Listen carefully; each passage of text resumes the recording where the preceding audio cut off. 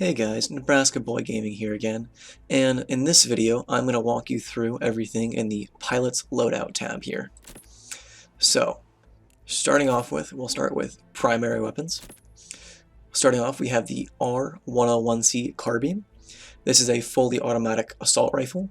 This is very comparable to assault rifles you found in other games like Call of Duty. It shoots pretty accurately, pretty straight, pretty quick bullet velocity for long-range kills.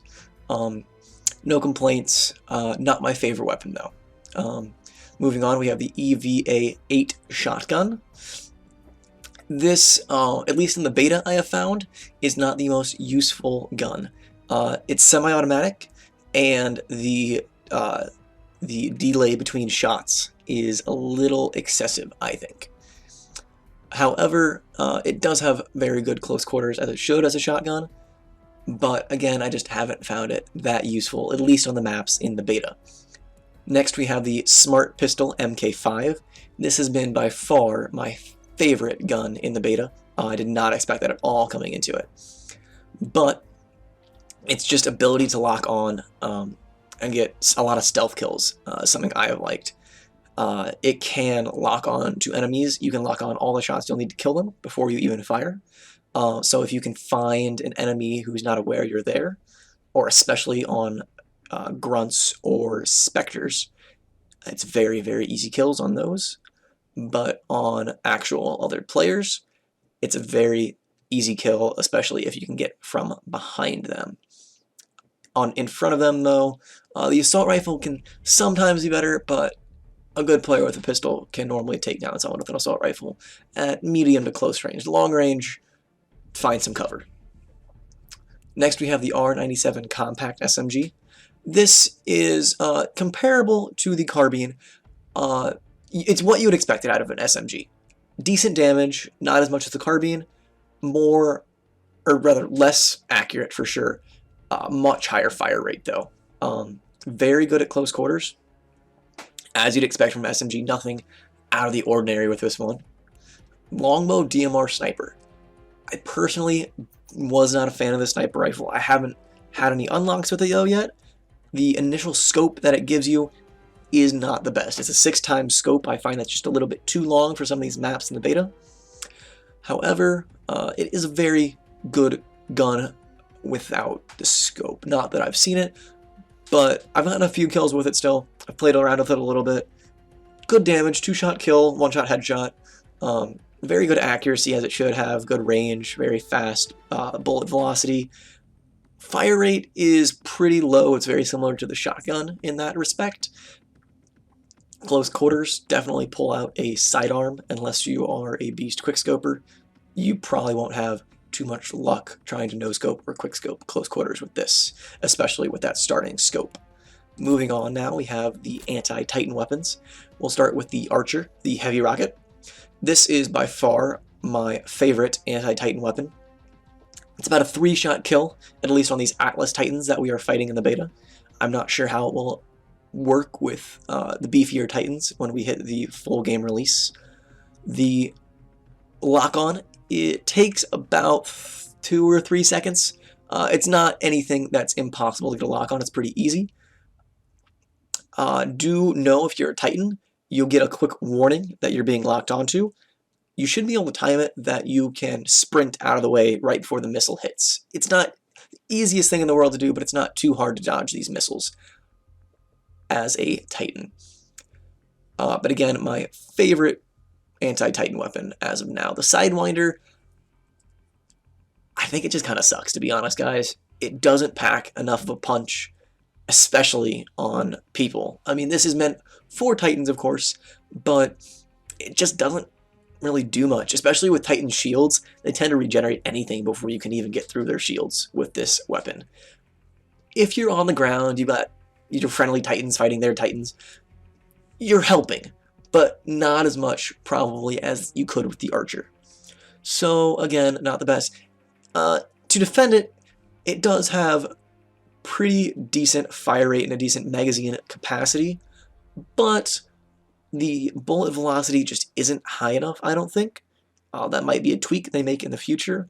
It's just, especially at any range, this thing does not stand up at all. Moving on now, we have the sidearms here. So we have two sidearms. We have the RE45 auto pistol and the Hammond P2011. The RE45 is not my favorite. As you can see, it's an auto pistol. It's similar to other auto pistols you've seen in other games. It just doesn't pack enough of a punch, though. Damage, as you can see, is lower than the Hammond P2011. Especially at anywhere besides extremely close quarters, the recoil is also just, I find, a little bit too much to control. I just prefer the damage, a little bit more range and accuracy with this gun, though you do lose some of that magazine capacity and fire rate. Moving on, we have tactical abilities next. We have the Cloak and Stim. So Cloak will make you invisible to Titans and minions. It's not perfectly invisible, you can still see the outline. It's harder to see, though, as a Titan than as a human on the ground. When you're a pilot, it's pretty darn easy to see the blur moving across your screen. As a Titan, though, as I said, it is harder. I would advise you, it's great for jumping on a Titan's back, not great for trying to sneak around in front of pilots. The Stim boosts your movement speed and health and regeneration for a short time. Not my favorite. I definitely prefer the Cloak over this. I find the time for the Stim just isn't quite long enough to have a good enough effect for to outweigh the Cloak, especially with the Cloak's ability as both a defensive and aggressive. This is more of a defensive ability. Next we have Ordnance. Currently all this covers is 2 grenades in the beta. We have the Frag Grenade and the Arc Grenade.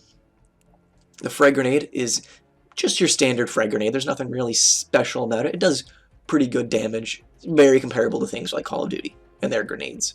The Arc Grenade is basically an EMP grenade. It's meant more for Titans, but it can be used on pilots. It does much more damage to Titans than pilots. Pilots don't take a lot of damage from this, but you will disrupt any cloaking pilots are doing with this grenade. However, it will distort a Titan's vision pretty badly as long as they are in the cloud. It's easy enough to get out of as a pilot, I have found, but it can definitely change a battle if it's used at the right time.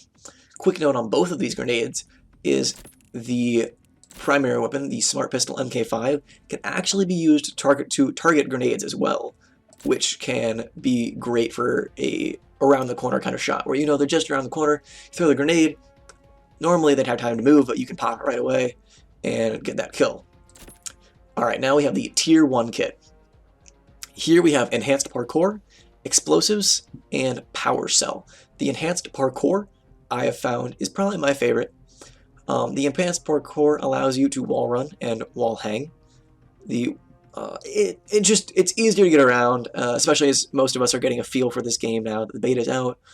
It's just nice to have that little bit of cushion. I'll probably move out of it as I get more into this game and a little bit better moving around. Now we have also the Explosives pack. This is also a pretty good choice. It increases the ordnance you can carry, so currently it just increases the number of grenades you can carry. I haven't found myself running out of grenades too much, but every once in a while it's nice to have that extra grenade you can throw, especially when using that tactic of using the MK5 Smart Pistol along with grenades. Now we have for this Tier 1 kit the Power Cell. This accelerates recharging of your tactical ability, so you'll either stim or cloak faster. Not super useful. I've found that the cooldown on those really aren't that bad. They're pretty darn quick. If you find yourself as someone, though, who's going to be cloaking around a lot or maybe moving around real fast for things like that, it might become useful for you. Now we have the Tier 2 kit. You've got the Dome Shield, the Minion Detector, and the Warp Fall Transmitter. Starting with the Dome Shield, this just increases the time the Dome Shield is on when your Titan falls from the sky when you call it in. Personally, I tend to drop down in the Titan already instead of calling it down while I'm a pilot. I normally just wait till I die and call it in then. But if you find yourself the opposite of what I am, it might be useful, but personally, I haven't found a lot of use for it. Second, we have the Minion Detector. The minions in this game, I had no idea they would be as big a role as they are. Not to say they're super huge, but grunts spawn normally in groups of 4 and specters in groups of 3, and if you can kill all of them, that's 80 or 90 points right there for you, which is just 10 or 20 points off of a regular kill, which can get you very, very close to a Titan pretty darn quick. So this helps you find them much easier, and just helps you get those extra points and get your Titan quicker. Alright, so the Warp Fall Transmitter, I'm actually not sure what that does yet. You'll find out though in the next couple videos if you guys stay tuned. So finally here in the pilot loadouts, you can change your gender of your pilot depending on what your pilot's carrying. It's not a whole big change, but in some of these other ones you do see a face, so changing gender matters a little bit more. You get some color there. Hers is kind of a purplish, his is a bit of a green. More of an aesthetic thing, of course, than anything else. Alright guys, hope you enjoyed the video today on pilot loadouts. Please like and subscribe for more Titanfall commentary to come. We should be putting out a lot more this week and next week. Thanks guys.